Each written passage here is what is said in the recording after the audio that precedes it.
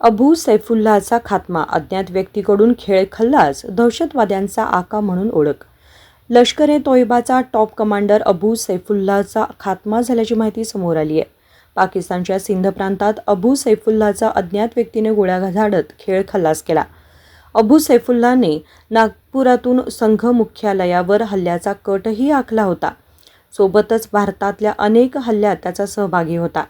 राष्ट्रीय स्वयंसेवक संघाच्या मुख्यालयावर 2006 मध्ये झालेल्या हल्ल्याचा मुख्य सूत्रधार लष्कर-ए-तोयबाचा दहशतवादी रजाउल्लाह निजामानी खालिद उर्फ अबू सैफुल्लाह याची रविवारी पाकिस्तानच्या सिंध प्रांतात अज्ञात व्यक्तीने गोळ्या घालून हत्या केली. 2000च्या दशकाच्या सुरुवातीला खालिदने नेपाळमधून लष्कर-ए-तैयबाच्या दहशतवादी कारवायांचे नेतृत्व केले होते आणि त्याला विनोद कुमार, मोहम्मद सलीम आणि रजाउल्लाह या नावांनी देखील ओळखले जात असे. सैफुल्लाह भारतातील अनेक दहशतवादी हल्ल्यांमध्ये सहभागी होता.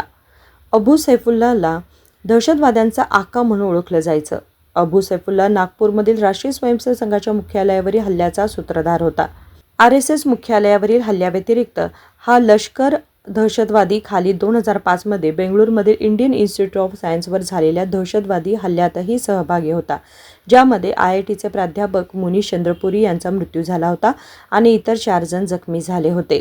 दहशतवादी घटनास्थळावरून पळून गेले, परंतु नंतर पोलिसांनी या प्रकरणाचा तपास केला आणि अबू अनस विरुद्ध आरोपपत्र दाखल केले. अनस अजूनही फरार आहे.